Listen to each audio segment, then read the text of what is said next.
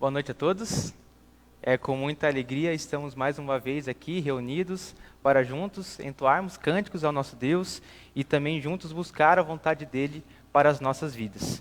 Eu sou o Rodolfo Carvalho, seminarista aqui da igreja. Lembrando que o pastor Antônio não pôde estar aqui porque ele estava de viagem, ele está lá no Rio de Janeiro e com muita alegria eu aceitei essa oportunidade de trazer a palavra de Deus. Com muita alegria e também temor no coração, porque sei que sou falho, tenho muito que aprender na questão da pregação, de transmissão da palavra de Deus, mas eu acredito que, embora eu esteja aqui, o Espírito Santo pode falar ao coração de você a esta noite. Então, dar boas-vindas também àqueles que estão nos visitando, a primeira vez que está aqui, que você se sinta muito bem em nosso meio, e aqueles também que estão nos acompanhando na internet, tanto no Facebook quanto no YouTube. Que você seja bem-vindo e que Deus também abençoe ricamente você e sua família.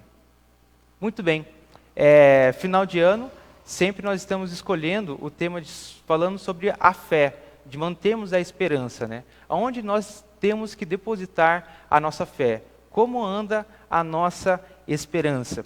E nesse mês estamos falando sobre a fé vitoriosa.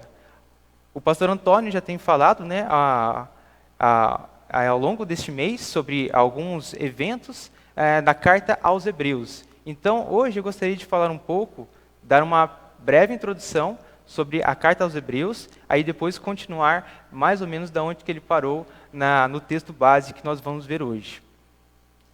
Muito bem, acredito que está em tela, vou falar sobre a carta.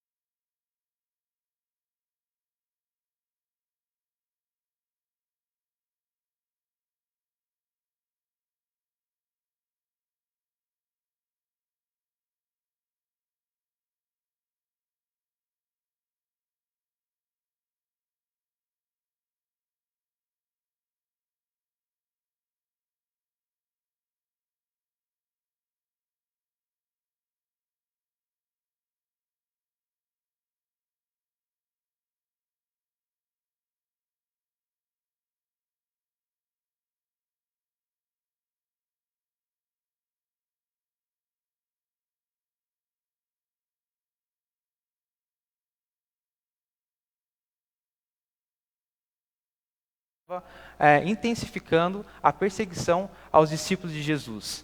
Então é neste contexto também que a carta foi escrita. E um dos objetivos também, naquele contexto também, os crentes, os discípulos de Jesus naquela época, estavam dando muita ênfase ao sacerdócio levítico. Ou seja, eles ainda estavam querendo sacrificar animais no templo de Jerusalém. E muitos até, eles estavam fazendo peregrinações regulares para o templo de Jerusalém. Então, os discípulos de Jesus ainda estavam em momento de perseguição e eles ainda queriam continuar as práticas e os rituais religiosos dos judeus. Então, esse era o contexto que foi escrito a carta aos Hebreus.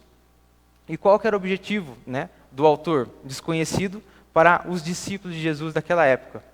Mostrar as provisões incompletas do Antigo Testamento e que em Cristo, o nosso sumo sacerdote, completou todas elas no Novo Testamento. E também o autor se dedica em mostrar a superioridade do sacrifício que Cristo fez de uma vez por todas, sobre todos os sacrifícios que tinha no Antigo Testamento, que eram repetidos e imperfeitos, e eram observados ainda no templo. Então o que isso quer dizer? A fé vitoriosa repousa única e exclusivamente em Cristo Jesus. Quando nós lemos todo o Antigo Testamento, Deus vem revelando aos poucos à humanidade como que Cristo Jesus salvaria todo aquele que nele cresce. Então a revelação de Deus é uma revelação gradativa, é uma revelação crescente. E ao longo do Antigo Testamento, nós vamos percebendo o que aponta para Cristo Jesus. Como Jesus iria salvar a humanidade através da sua morte e ressurreição na cruz. Então, essa revelação, né, atinge o ápice quando Cristo Jesus morre e ressuscita. Então, os discípulos de Jesus naquela época, mesmo acreditando em Jesus, eles continuavam com as práticas de levar um animal para que esse animal,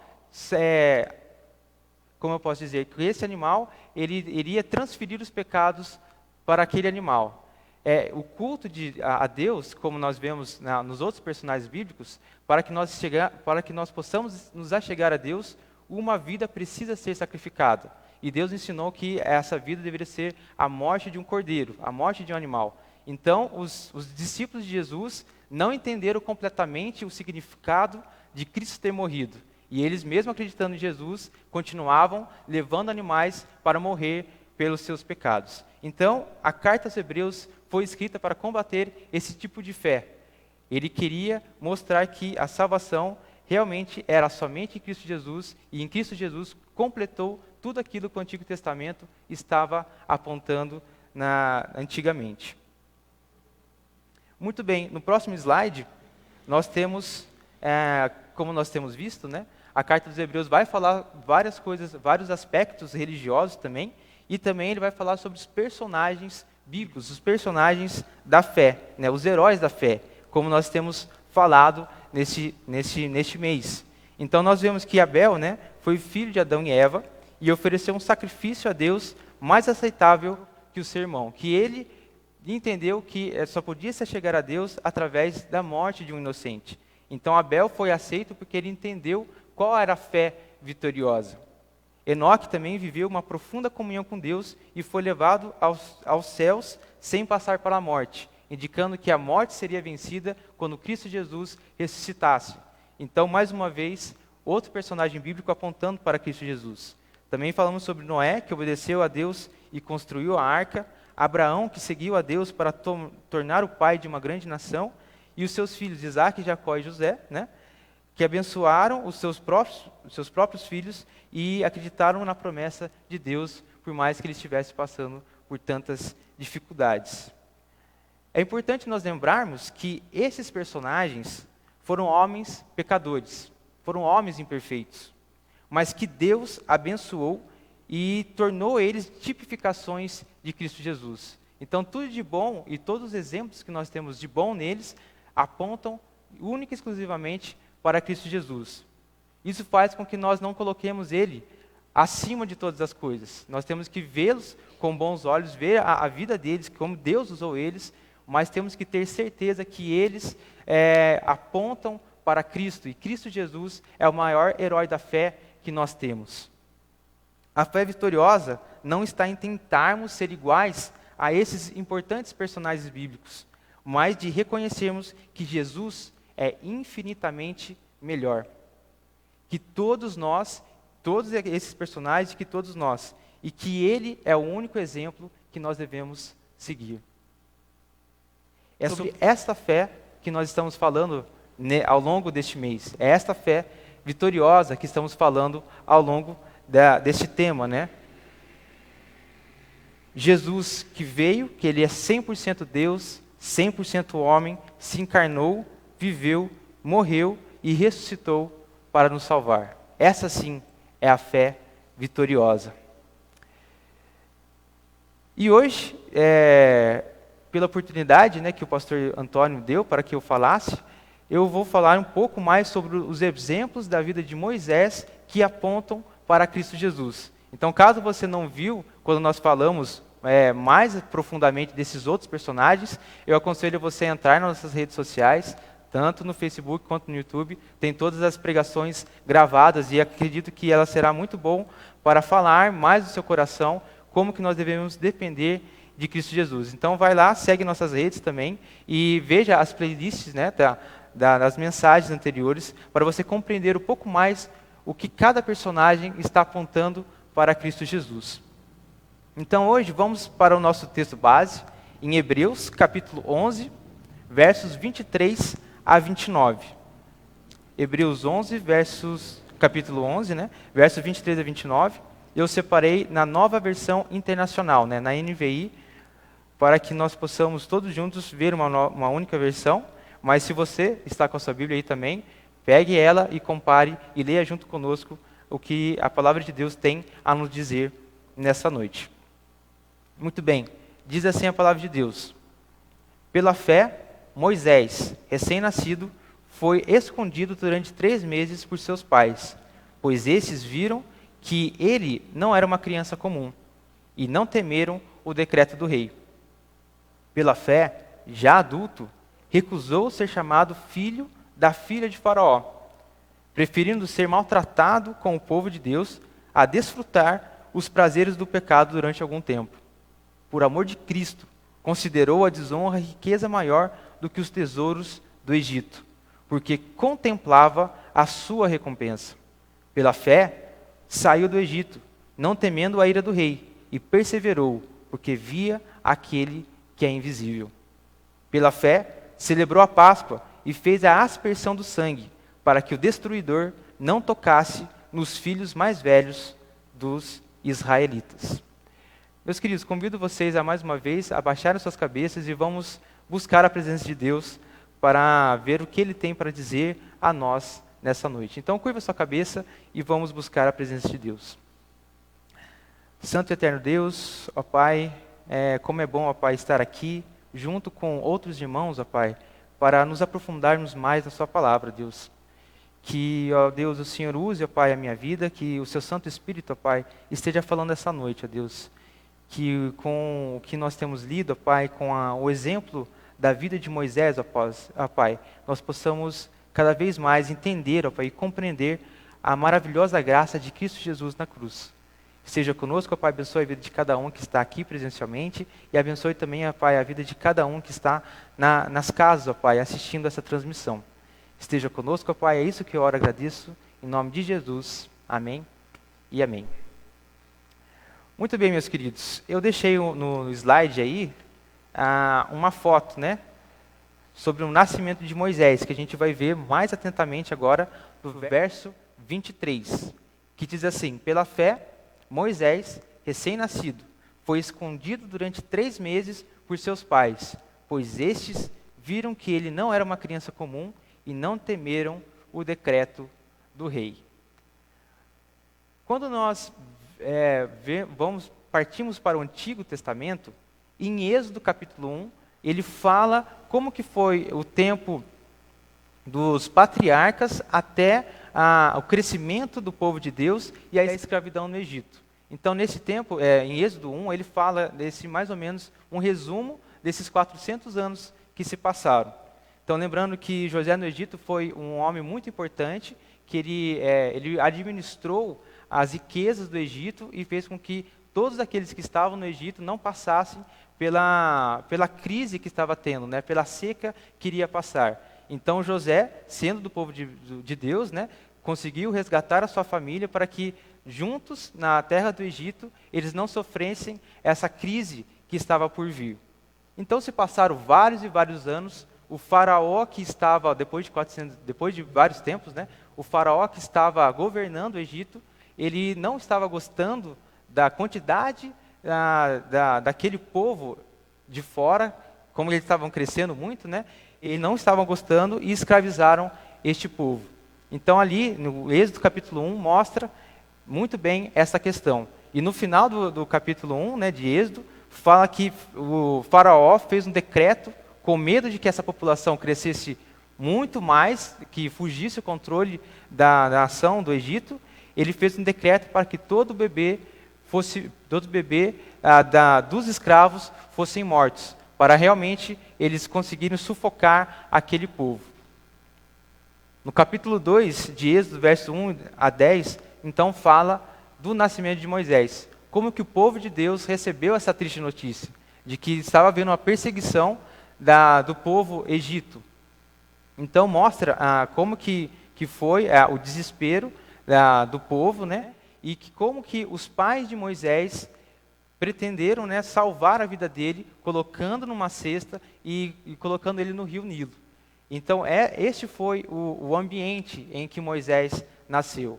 um ambiente de perseguição, um ambiente em que o povo de Deus estava sendo perseguido por aqueles que estavam no poder daquela época.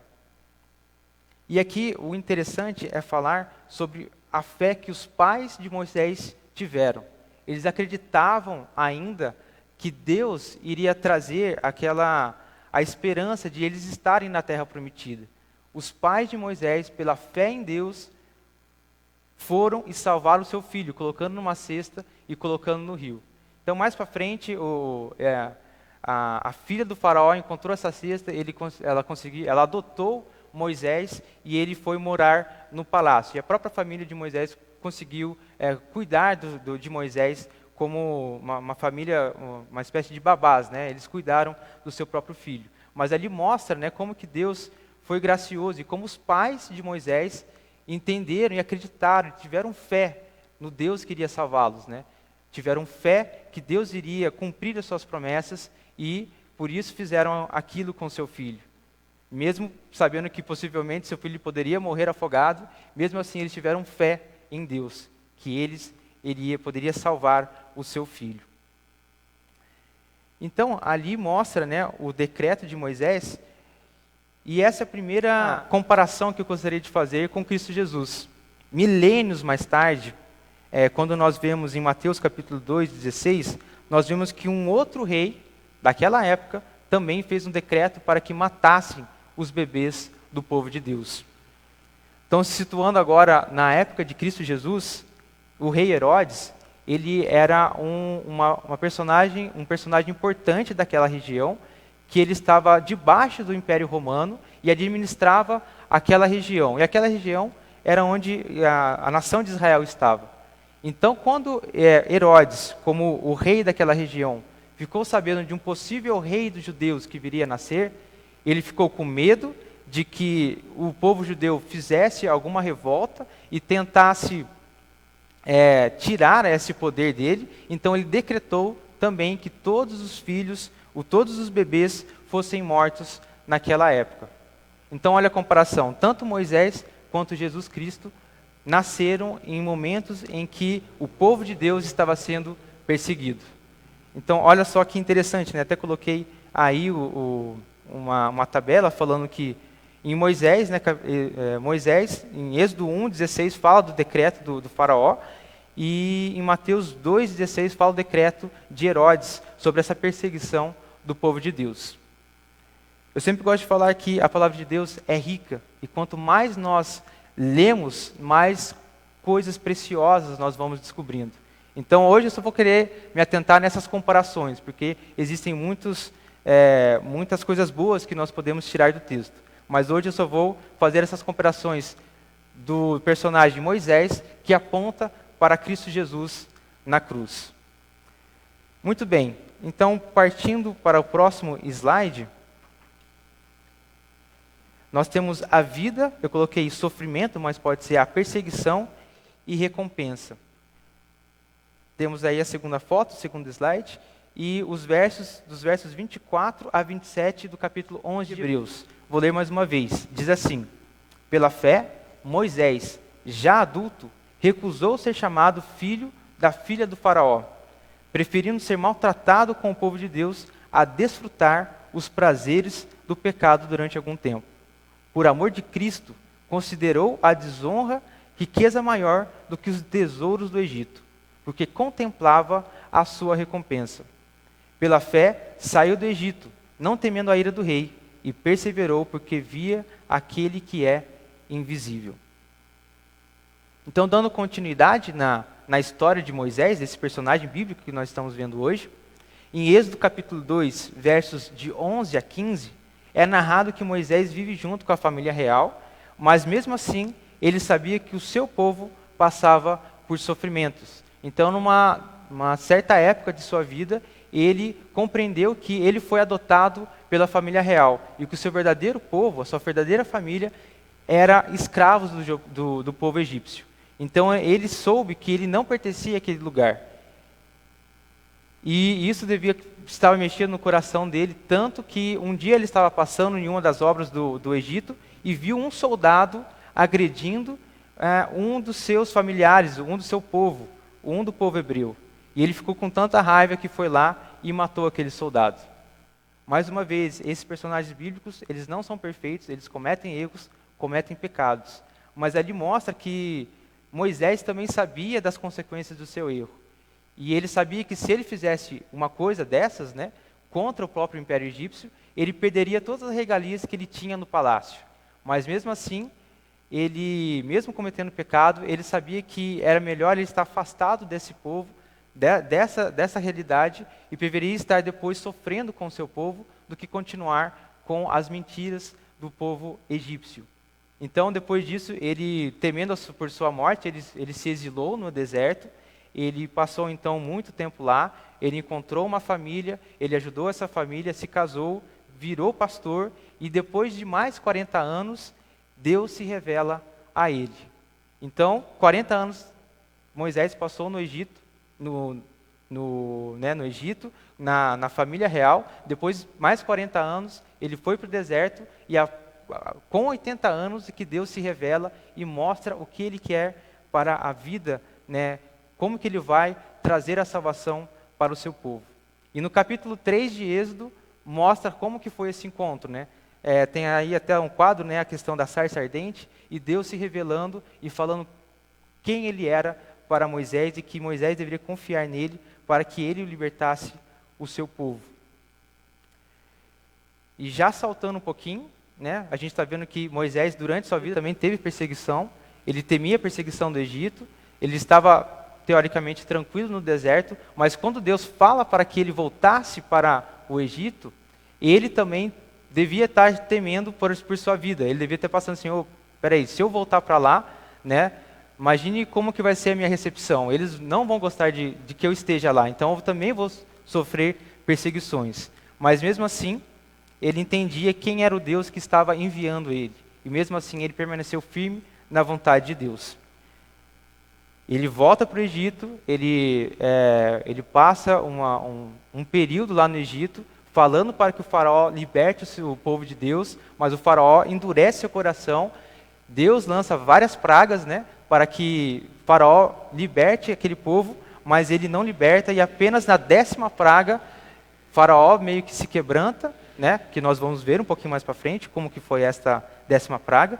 O faraó manda que o povo de Deus vá embora, ele se arrepende e depois ele volta com toda a ira para perseguir e matar o povo de Deus depois. Então, por isso que no verso 27, né, fala que pela fé saiu do Egito, não temendo a ira do rei, e perseverou porque via aquele que é invisível. Então, mesmo durante toda essa perseguição, né, digamos assim, no ministério da vida de Moisés, ele permaneceu firme na vontade de Deus, porque ele não temia o ser humano, ele não temia as forças deste mundo. Ele sabia quem era o Deus que ele estava crendo, e ele confiava na salvação que o seu Deus havia prometido para o seu povo. Aqui nós não conseguimos fazer um paralelo específico de alguns versículos com a vida de Cristo Jesus, mas Jesus também rejeitou os prazeres deste mundo. E ele não se importou com os sofrimentos e perseguições que ele receberia ao longo do seu ministério. Ele preferiu obedecer a Deus e nos trazer a vida através de sua morte e sua ressurreição. Então este é o pequeno paralelo que eu gostaria de fazer também.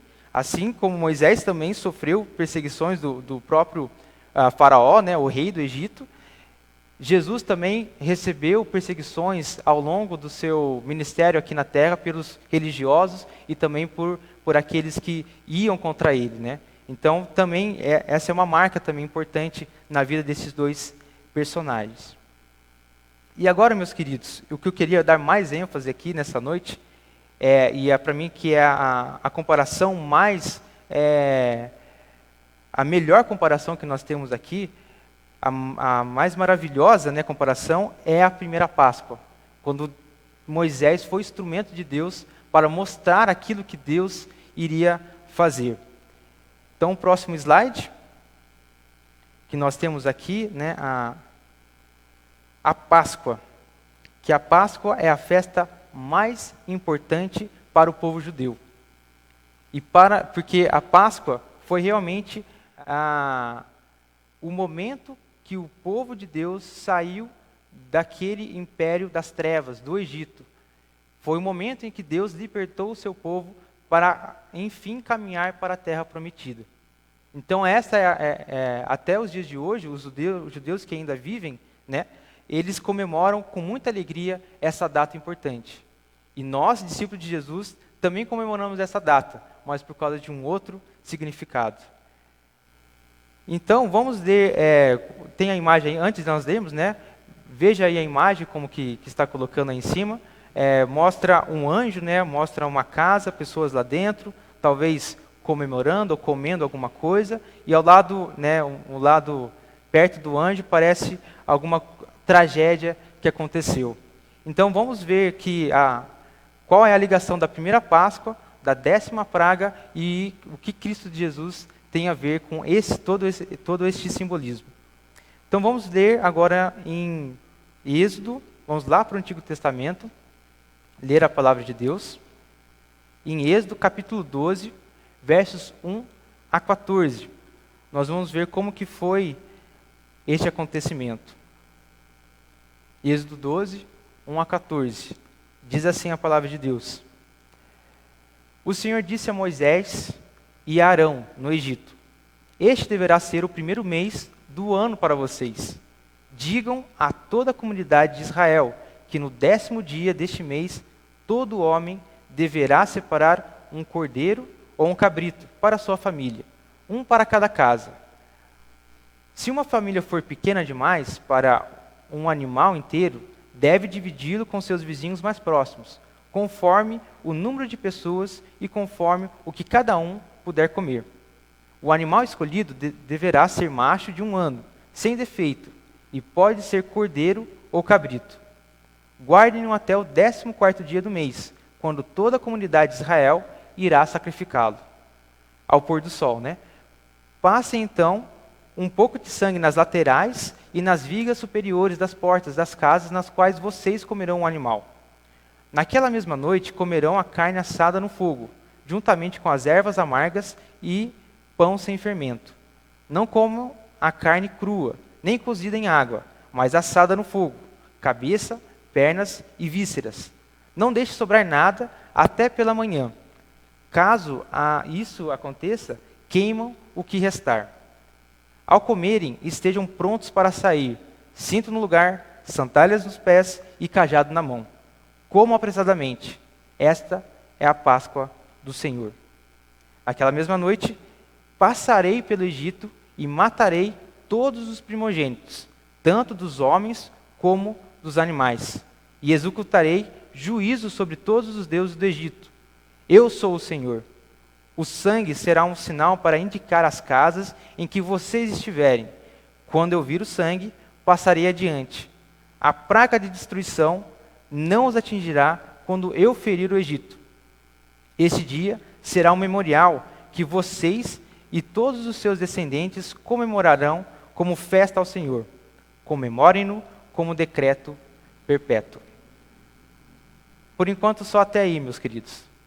Então, como que foi a Páscoa? Como que Deus estava mandando que o seu povo comemorasse a Páscoa? Primeiro temos que entender que Deus foi o Criador dos céus e da terra. Ele é o Criador dos céus e da terra. Ele sabe o que é melhor e Ele sabe como que as coisas devem ser feitas. Quando nós vemos todo o Antigo Testamento, Ele mostra como que é possível a salvação, e a salvação deve ser feita conforme Ele mandar, conforme Ele falar. Então ali Ele fala mais ou menos o seguinte: 9 pragas foram feitas e até agora o faraó não quebrantou o seu coração. Eu mandarei uma praga onde que irão morrer todos os filhos primogênitos, tanto de animais quanto os seres humanos. Então o povo começou a ficar temeroso, assim, e agora? O que vai ser da gente? Né? E Deus, com a sua misericórdia, falou assim: mas há esperança. Vocês devem fazer tudo o quanto eu falar para vocês. Então, pegue um cordeiro, ele já remetendo como que era o culto, né, que ele sempre ensinou ao seu povo. Pegue um cordeiro ou um carneiro sem mancha, sem mácula, sacrifiquem ele, peguem esse sangue, coloquem como sinal, né, de que vocês aceitam que eu sou o Criador dos céus e da terra, coloquem nas portas para que todos saibam que vocês acreditam em mim. Com o animal, façam uma festa, façam um jantar. Chame seus vizinhos, se vocês têm um animal grande, né, chame mais pessoas, anunciem essa salvação para as outras pessoas, comam desse animal e não saiam. Esperem, porque quando passar esse anjo da morte, eles vão ver que vocês acreditam em mim e vocês e suas famílias serão salvas. E a partir daí, depois, vão depressa, porque Faraó vai libertar vocês e vão depressa para sair daquele império das trevas. Então o povo de Deus, ouvindo isso, eles ficaram tão alegres que fizeram tudo quanto Deus havia falado. Então, de certo modo, ele mostrou como seria a salvação, e todo aquele que fizesse tudo aquilo que Deus estava mandando, eles também seriam poupados daquela 10ª praga. Então vamos continuar lendo o texto de Êxodo um pouquinho mais para frente, agora capítulo 12, versos 21 e 26. Diz assim: Então Moisés convocou todas as autoridades de Israel e lhes disse: Escolham um cordeiro e um cabrito para cada família, sacrifiquem-no para celebrar a Páscoa. Molhem um feixe de isopo no sangue que estiver na bacia e passem o sangue na viga superior e nas laterais das portas. Nenhum de vocês poderá sair da casa até o amanhecer. Quando o Senhor passar pela terra para matar os egípcios, verá o sangue na viga superior e nas laterais da porta e passará sobre aquela porta. E não permitirá que o destruidor entre na casa de vocês para matá-los. Obedeçam a essas instruções como um decreto perpétuo para que vocês e para os seus descendentes, quando entrarem na terra que o Senhor prometeu lhes der, celebrem essa cerimônia. Quando seus filhos lhe perguntarem o que significa essa cerimônia, respondam a eles: é o sacrifício da Páscoa ao Senhor, que passou sobre as casas dos israelitas no Egito e poupou as nossas casas, quando matou os egípcios. Então o povo curvou-se em adoração. Depois os israelitas se retiraram e fizeram conforme o Senhor tinha ordenado a Moisés e Arão. Olha que incrível. Neste momento de celebração, né, a responsabilidade dos pais de ensinar os seus filhos. Ele falou especificamente, esse é um decreto, todo ano, a partir de hoje, vocês estão sendo libertos do Egito, vocês estão sendo libertos da escravidão, vocês estão sendo libertos do pecado, vocês estão sendo libertos de todo este mal. E a partir disso, todo ano, ensine os seus filhos. Quando os seus filhos perguntarem: pai, por que nós estamos comemorando a Páscoa? Nós comemoramos a Páscoa porque Deus é o Criador dos céus e da terra. Ele nos livrou da terra do Egito. Ele é o nosso Salvador. E olha que maravilhoso, olha que fé. Demonstrada que até para as próximas gerações, sempre os pais ensinando aos seus filhos quem é o Deus que nós cremos. Esta é uma fé maravilhosa, que todos nós temos que sempre apontar para a salvação que Deus nos dá. E assim como, né, nós também comemoramos a Páscoa, e quantos símbolos nós temos aqui de Cristo Jesus neste momento. Nós temos também aí o próximo slide, né? Olha que maravilha, né? Eu coloquei aí aquela primeira imagem juntamente com a cruz de Cristo, né? O sacrifício, a marca, o símbolo, a salvação. A fé de Moisés se mostrou ainda mais vitoriosa quando ele cumpriu tudo que Deus havia falado e proclamou a forma de salvação para as pessoas. Essa primeira Páscoa, né, existem tantos símbolos. Na primeira Páscoa foi preciso um cordeiro ou um cabrito novo sem manchas para o sacrifício. Quando Jesus veio ao mundo, ele foi o próprio cordeiro. Ele foi o sacrifício. Ele era perfeito. Ele veio para nos salvar. Na primeira Páscoa, todos deveriam marcar as suas portas com o sangue do animal e fazer um banquete para comer a carne desse animal sacrificado, simbolizando que eles pertenciam ao povo de Deus. Quando Jesus Cristo veio ao mundo, né, todos aqueles que proclamam a Cristo Jesus como o único suficiente Salvador participam da ceia. Nós comemoramos a ceia lembrando do sacrifício de Cristo Jesus. Então essa alegria que eles tiveram, né, que Deus mostrou para que eles celebrassem com sua família, todo domingo, todo último domingo do mês, nós também celebramos a Santa Ceia para lembrarmos da salvação de Cristo Jesus. E quando nossos filhos, né, quando as crianças da igreja perguntam, pai, por que nós estamos celebrando a Santa Ceia? Nós temos que falar, é porque Cristo Jesus morreu para nos salvar. Deus é o Deus poderoso, Ele criou os céus e a terra. Nós somos pecadores, mas a salvação veio por Cristo Jesus. E toda vez que nós comemos do pão e bebemos do cálice, é por causa de Cristo Jesus ter nos salvado. É esta fé que nós temos que ter. É essa segurança em Cristo Jesus que nós temos sempre que ter e ensinar as futuras gerações a andar no caminho de Deus, a confiar em Cristo Jesus. E olha que interessante também, o faraó mandou matar os filhos do povo hebreu. O faraó mandou matar os filhos do povo hebreu para mostrar que ele tinha o poder e ele tinha o domínio sobre aquele povo. Mas Deus mandou matar os filhos daquele que não aceitaram a sua salvação, para mostrar que Ele é soberano, para mostrar que Ele tem a justiça. Ele é o Deus poderoso, Ele é o Criador dos céus e da terra. Ele que tem o direito de falar quem vive, quem morre, quem é salvo e quem deve permanecer nos seus santos caminhos. Ele é soberano. E assim também, né, quando Herodes decretou a morte dos recém-nascidos da sua época, né, temendo a vinda de um rei que tirasse o seu poder, né, Jesus Cristo também morreu para salvar todo aquele que nele crê. Como é maravilhoso a salvação em Cristo Jesus. E como eu falei no começo, né, a palavra de Deus, ela vai mostrando gradativamente aquilo que Cristo Jesus faria na cruz.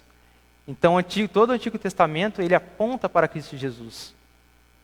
Esta é a fé vitoriosa que nós temos que ter. Tudo converge em Cristo Jesus. Tudo deve convergir no nosso Senhor e Salvador. Então, meus queridos, já caminhando para o final, para nós refletirmos, você já se libertou das tradições incompletas?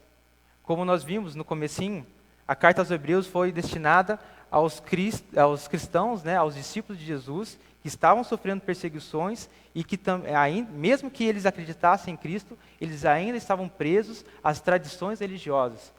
Eles acreditavam em Cristo, mas sacrificavam animais. Eles acreditavam em Cristo, mas eles davam importância às cerimônias ainda.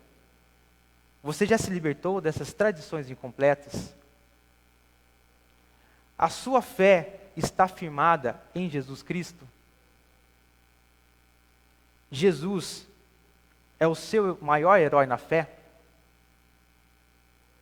Em outras palavras, Cristo é o centro da sua vida? Você já descansou na vitória de Cristo Jesus na cruz? Este é o momento de reflexão. Eu peço para que a equipe de louvor venha à frente aqui, para nós entoarmos um último cântico. E espero que esta noite, se você ainda, dessas questões que nós estamos falando, você ainda não tem certeza, que a partir de hoje você tenha certeza de todas as questões. Que você esteja liberto a essas tradições incompletas, que você não procure a salvação através das suas boas obras, através daquilo que você faz, mas que você descanse em Cristo Jesus. Que a sua fé esteja firmada em Cristo Jesus. Que nós possamos, nesse dia, ter compreendido melhor o Evangelho, que ele responde, né, todas essas reflexões, que Jesus é o caminho, a verdade e a vida. Nós somos salvos e libertos de nossos erros, os nossos enganos. E através dele e por ele, nós temos a comunhão completa com Deus. A fé vitoriosa repousa definitivamente em Cristo Jesus na cruz. É isso que nós estamos falando desse mês, que tudo aponta para Cristo. A verdadeira fé vitoriosa está em Cristo Jesus. Vamos fazer uma oração, meus queridos? Vamos ficar de pé. Eu vou fazer uma oração final E depois o presbítero Reinaldo irá impetrar a bênção para que todos nós possamos ter uma semana debaixo da bênção de Deus. Então oremos neste momento. Senhor Deus, Pai querido, mais uma vez, ó Pai, estamos aqui, ó Pai, gratos pela sua salvação em Cristo Jesus. Ó Deus, como que muitas vezes, ó Pai, nós não conseguimos compreender, ó Pai, as maravilhas daquilo que Cristo fez na cruz. Ó Deus, como nós somos imperfeitos, incompletos, ó Pai, como que muitas vezes nós não buscamos, ó Pai, a sua vontade. Ó Deus, que o Senhor, ó Pai, com o seu Santo Espírito venha cada vez mais nos dar essa certeza da salvação em Cristo Jesus, ó Pai. Venha tirar todo esse peso que nós temos, ó Pai, nas nossas vidas, tirar o peso do nosso pecado, ó Pai, o peso que nós temos, ó Pai, de sempre buscar fazer algo para o Senhor, ó Pai. Que nós descansemos, ó Pai, na cruz de Cristo Jesus, pois esta é a fé vitoriosa, Pai. Ó Deus, apesar das minhas falhas, ó Pai, que o Senhor, ó Pai, tenha colocado a sua mensagem no coração de cada um aqui essa noite, ó Deus. Abençoe a vida de cada um que está aqui presencialmente, ó Pai, abençoe também a vida de todos aqueles que estão nos assistindo na internet, ó Deus. Nos abençoe, ó Pai, com a sua paz. É isso que oramos agradecidos, em nome santo e precioso de Cristo Jesus. Amém e amém.